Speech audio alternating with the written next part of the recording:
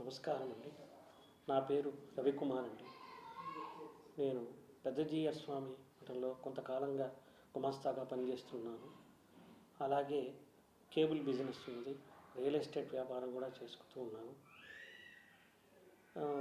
గత 2 సంవత్సరాల క్రితము ఏప్రిల్ 29వ తారీఖున 2023 ఆ రోజు పరకామణిలో ఒక తప్పు చేశాను. నేను ఆ తప్పుకు ప్రాయశ్చితంగా నేను మా కుటుంబం మహాపాపంగా భావించి నా ఆస్తిలో 90% స్వామివారికి ఇవ్వాలని అనుకున్నాము. అలాగే స్వామివారి పేరు రాసి ఇచ్చాము. కానీ దాన్ని కొంతమంది మరోలాగా భావించి దాన్ని ఇంకోలాగా మాట్లాడుతూ కొందరు ఒత్తిళ్లతో నేను చేశానని, కొందరికేవో నేను డబ్బులు ఇచ్చానని, ఆస్తి రూపంగా ఇచ్చానని ఏవేవో మాట్లాడుతున్నారు. అది కాకుండా నా ఆస్తి నేను స్వామివారికి ఇవ్వటానికి ఎవరికో ఎందుకు ఇస్తాను చెప్పండి. అది కాకుండా నన్ను కొంతమంది బ్లాక్మెయిల్ కూడా చేశారండి. ఆ బ్లాక్మెయిల్ చేశారు. వారి మీద కూడా కొంతమంది మీద కేసులు కూడా పెట్టడం జరిగిందండి.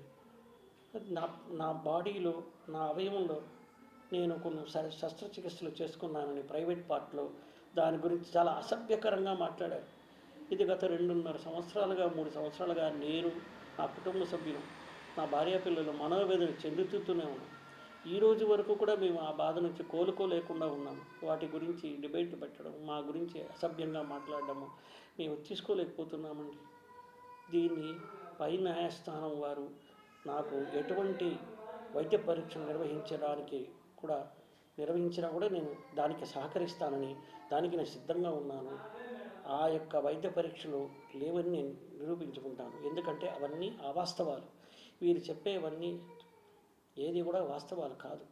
దయచేసి అర్థం చేసుకోండి. నా మనోవేదన ఈ రోజుకి నేను, నా భార్యాపిల్లలు తలుచుకుంటే నేను ఎంత మహాపాపం చేశాను తలుచుకుని బాధపడి రోజు లేదు. దయచేసి ప్లీజ్